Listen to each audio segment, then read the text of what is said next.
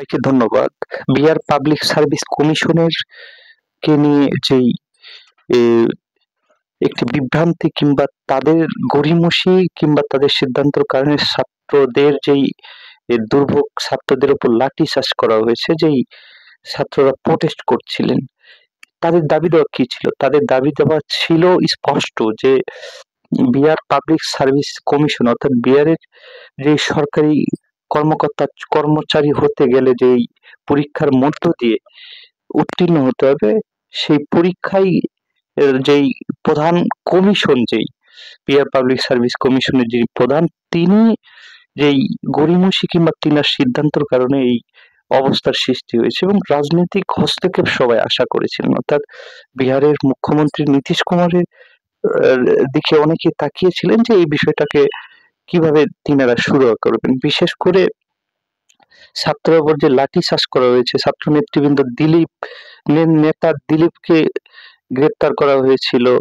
ও গ্রেপ্তার করে হয়েছিল মানে গ্রেপ্তার করেছিলেন এবং তাকে জেল হেফাজতে পাঠিয়ে দিয়েছেন এবং খান স্যার যিনি অত্যন্ত প্রমিনেন্ট একজন ব্যক্তি, তিনাকে হেফাজতে নিয়েছিলেন এবং আ পুলিশ হেফাজতে নিয়েছেন। তিনাকে ছেড়ে দেওয়া যায়। তিনার শারীরিক অবস্থা ঐরকম ভালো ছিল না এবং পুলিশ বলেছেন যে তিনাকে জিজ্ঞাসাবাদ কিংবা গ্রেপ্তার আমরা কোনটাই করিনি। তিনাকে হেফাজতে আমরা ছেড়ে দিয়ে এসেছি এবং তিনার অবস্থাও যেহেতু আন্দোলন চলাকালীন সময় তিনার ডিহাইড্রেশন সমস্যা ছিল এবং হসপিটালে গিয়ে তিনি চিকিৎসা নিচ্ছিলেন।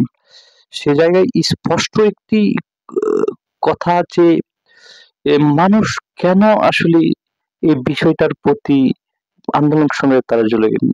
এটা স্পষ্ট যে তাদের দাবি ছিল নরমালাইজেশন সিস্টেম যে তারা করতে চেয়েছিলেন। অর্থাৎ শিক্ষকদের তারা ডেকে বলেছিলেন যে অ্যা তারা আলোচনা করেছিলেন এবং আলোচনার সাপেক্ষেই তারা একবার বলবার চেষ্টা করেছেন নরমালাইজেশন সিস্টেম নিয়ে লাগু করবার জন্য। সেটা স্পষ্টতই তারা বলেছেন এটা করলে আ সম্ভবত নয়। সত্যকার অর্থেই একটি আন্দোলন কিংবা সামাজিক বিভেদ সৃষ্টি হবে। সে জায়গায় তিনারা ওইভাবে কর্ণপাত না করে যখন আ ১৫ নভেম্বরে তিনারা স্পষ্টই বলেছেন এবং করেছেন পরোক্ষভাবে এবং সেই একটি গুজব ছড়িয়ে গিয়েছে নরমালাইজেশন সিস্টেম যে লাগু হচ্ছে। যে কারণেই এ সবাই তাদের একটি ছাত্র নেতৃবৃন্দ তারা বলেছেন যে ৬ তারিখে ৬ ডিসেম্বরে তাদের বিক্ষোভ কর্মসূচি থাকবে এবং সেটা বিহার পাবলিক সার্ভিস কমিশনের সামনে ছাত্রনেতা দিলীপ কুমার সেখানে তিনি অবস্থান করবেন। সেখানে তিনারা পূর্ব ঘোষিত সিদ্ধান্ত অনুযায়ী অবস্থান করছিলেন সেখানে এবং প্রমিনেন্ট ব্যক্তিত্ব অর্থাৎ খান স্যার সেখানে উপস্থিত ছিলেন। খান স্যার অনেকগুলো শিক্ষার্থীর মাধ্যমে মাঝে গিয়ে তিনি তিনার অনুভূতি প্রকাশ করছিলেন যে এটা কোনোভাবেই ছাত্র নেতৃবৃন্দ কিংবা ছাত্রদের উপর একটি বৈষম্যমূলক আচরণ করা হবে এবং যারা যোগ্য তাদেরকে এখানে অ্যা নিয়োগ দিতে পারবে না কমিশন। যে কারণে তাদেরকে যোগ্য নিয়োগের ক্ষেত্রে অবশ্যই এক এক্সাম এক পেপারে পরীক্ষা নিতে হবে। আর সেই দাবিতেই তাদের অবস্থান কর্মসূচি ছিল ছাত্র নেতৃবৃন্দ কিংবা ছাত্র নেতা কিংবা শিক্ষকরা যুগপৎ কিংবা এক এক হয়ে আন্দোলন করছিলেন।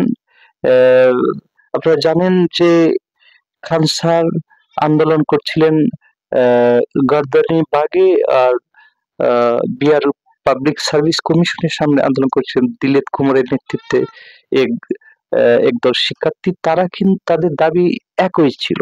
ভিন্নভাবে কিন্তু তারা কোনো কথা বলেনি, দাবি তোলেনি। সেই জায়গায় তাদের কমিশনের গড়িমসি কিংবা কমিশনের সিদ্ধান্তের কারণেই এটা কিন্তু হয়েছে।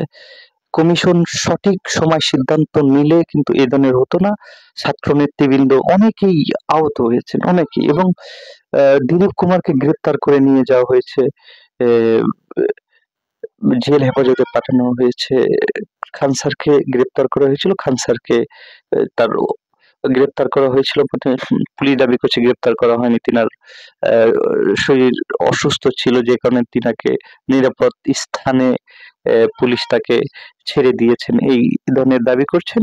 স্পষ্টতই সেইটা একটি আন্দোলন কিংবা সাধারণ মানুষের মধ্যে একটি চিন্তা ভাবনার ব্যতিক্রম মনোভাবের জন্ম দিয়েছে। কাজেই সেই বিষয়টা স্পষ্ট করবার জন্যে অবশ্যই কমিশনের দায় রয়েছে এবং কমিশন সিদ্ধান্ত নেবে কি করে, কিভাবে যাতে সাধারণ মানুষের সাধারণ যারা শিক্ষার্থী তাদেরকে যারা যোগ্য তাদেরকে মূল্যায়ন করা হয়। এক পেপার এক্সামের যেমনটা শিক্ষার্থীদের দাবি ছিল, সেই দাবি সর্বস্তরের মানুষের যে অবশ্যই এই দাবিকে বাস্তবায়নযোগ্য করতে হবে এবং যারা শিক্ষার্থী কিংবা ছাত্র নেতৃবৃন্দকে যারা অসুস্থ হয়েছে তাদেরকে সরকারের পক্ষ থেকে যাদের চিকিৎসা কিংবা যাদের গ্রেপ্তার করেছে সরকারের পক্ষ থেকে ছেড়ে দিতে হবে এবং কার্যকরী শিক্ষার্থীর দাবির প্রেক্ষিতে কার্যকরী পদক্ষেপ নিতে হবে সরকারের। সেই দাবি কিন্তু বিআরের সর্বস্তরের সর্বগ্রহণযোগ্য ব্যক্তিদের এবং ছাত্র নেতৃবৃন্দের। সবাইকে ধন্যবাদ।